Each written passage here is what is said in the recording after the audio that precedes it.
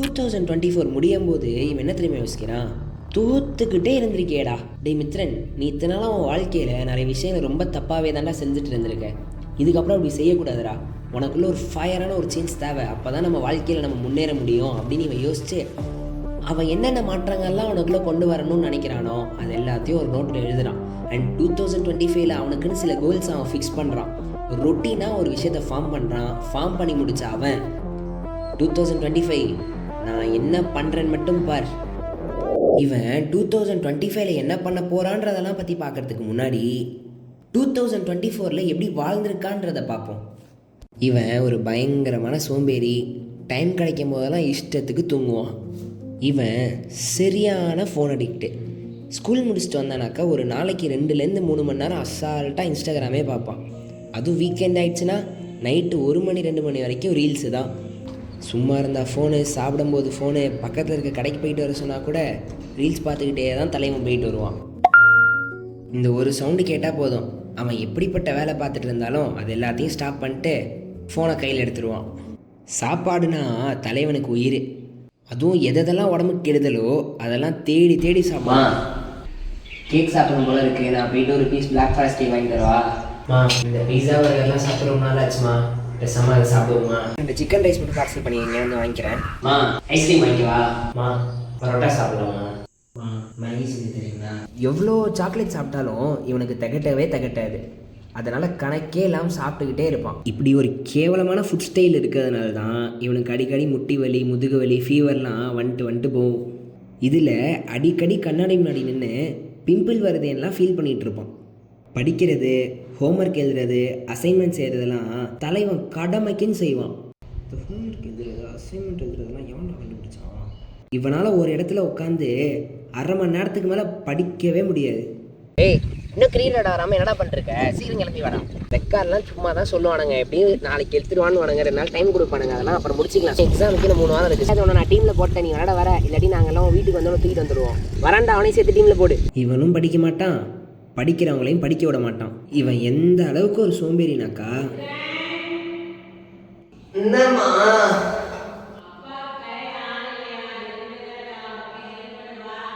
தூக்கம் வருதுமா, அப்புறம் கொஞ்ச நேரம் கழிச்சு போறோமா.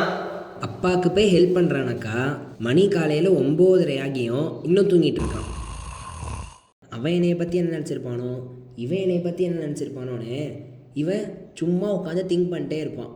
ஒரே டிப்ரெஷனாக இருக்குல்ல ப்ரோ. நம்ம வாழ்க்கை மட்டும் ஏன் இவ்வளோ போரிங்காக போயிட்டுருக்கு?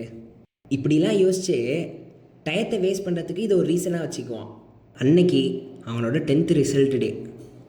அவன் நினச்சதை விட ரொம்ப கம்மியான மார்க் தான் வாங்கினான். இப்படி ஒரு மோசமான லைஃப் ஸ்டைலில் தான் 2024 ஃபுல்லாக 2023 ஃபுல்லாகவும் வாழ்ந்துருக்கான். ஒழுங்காக சாப்பிடாம லேட் நைட் தூங்கி பிரயோஜனமே இல்லாத ரீல்ஸையும் ஷார்ட்ஸையும் பார்த்து டயத்தை வேஸ்ட் பண்ணி ஒழுங்காக படிக்காமல் ஃபிசிக்கலாகவும் மென்டலாகவும் வீக்காகி அச்சீவ்மெண்ட்டுன்னு சொல்லிக்கிறதுக்கு ஒன்றுமே இல்லாமல் தொத்துக்கிட்டே இருந்திருக்கேடா மித்ரனு இந்த 2024 முடியும் போது தான் உணர்றான். நம்ம பேரண்ட்ஸ்க்கு சுத்தமாக ஹெல்ப்ஃபுல்லாக இல்லாமல் இருந்தாலுமே சரி, தூக்கம் வருதுமா, அப்புறம் கொஞ்ச நேரம் கழிச்சு போகிறோமா, நம்ம கேட்டது எல்லாத்தையும் வாங்கி கொடுத்துட்டு நம்மளை ஒழுங்காக தானே பார்த்துக்கிட்டாங்க அப்படின்ற ஒரு ஃபீல் தான் தலைவனுக்குள்ள ஒரு ஸ்பார்க்கை ஃபீல் பண்ணியிருக்கு. 2025 நான் என்ன பண்ணுறேன்னு மட்டும் பார். அந்த ஸ்பார்க்கு எப்படி வேலை செஞ்சுருக்குன்னு பார்ப்போமா.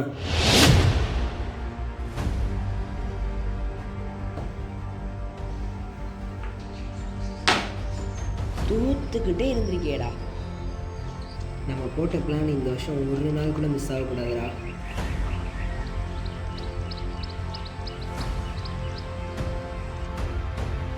இந்த வருஷம் ஒரு நாள் கூட விடக்கூடாதுடா. ஒரு நாள் கூட விடக்கூடாது. 10th மிஸ் ஆனது 12th மிஸ்ஸே ஆகக்கூடாது.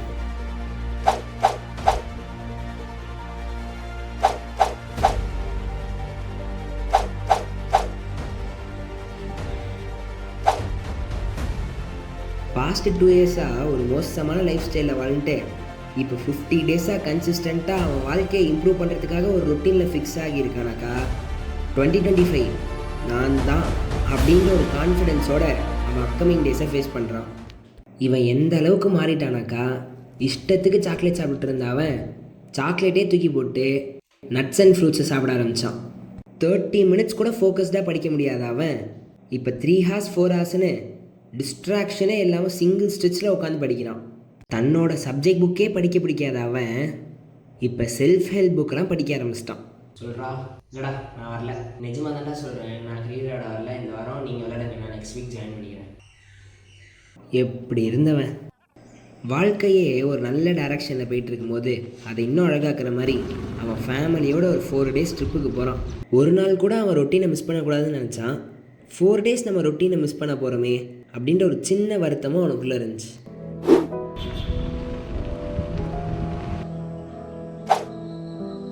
ட்ரிப்பு முடித்த கையோட எந்த பிரேக்கும் இல்லாமல் நெக்ஸ்ட் டேவே அவன் ரொட்டீனை ரீஸ்டார்ட் பண்ணணும்னு நினைக்கிறான். பட் வெட்னஸ்டே வரைக்கும் பிரேக் பண்ணிட்டோம். ரொம்ப நாள் கழிச்சு ட்ரிப்பில் தான் நம்மளுக்கு பிடிச்ச சாப்பாடெல்லாம் சாப்பிட்ருக்கோம். இன்னும் ஒரு 4 days எக்ஸ்ட்ரா ரெஸ்ட் எடுத்துகிட்டு மண்டேலேருந்து ஃப்ரெஷ்ஷாக ரீஸ்டார்ட் பண்ணிக்கலாம். இந்த 4 days நல்லா ரீல்ஸ் பார்த்துருக்கான், நிம்மதியாக ரெஸ்ட் எடுத்திருக்கான், எந்த வித ரொட்டீனையும் ஃபாலோ பண்ணாமல் வெறும் ஸ்கூலுக்கு மட்டும் போயிட்டு வரான். தப்பு பண்ணிட்டேன்ல, நானே என்னோடய எல்லா எஃபர்ட்டையும் வீணாக்கிட்டேன் போல்.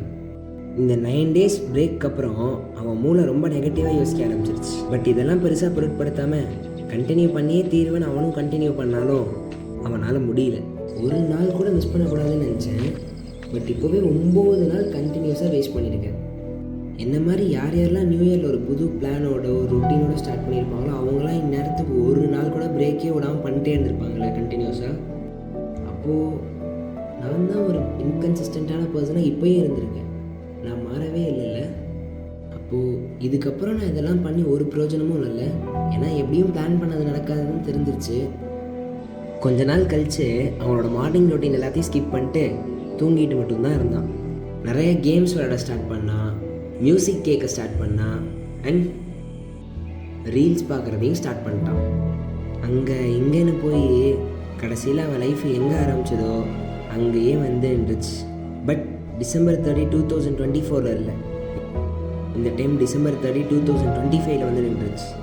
இந்த வருஷம் முடியும் போதும் மறுபடியும் தோத்துக்கிட்டே இருந்திருக்கேடா மித்ரனே. ஃபஸ்ட்டு 66 நாள் வேறு லெவலில் ஸ்டார்ட் பண்ணிட்டு அந்த நடுவில் வந்த 9 days பிரேக்னால எப்படி முடிய வேண்டிய வருஷம் இப்படி வந்து முடிஞ்சிருச்சு.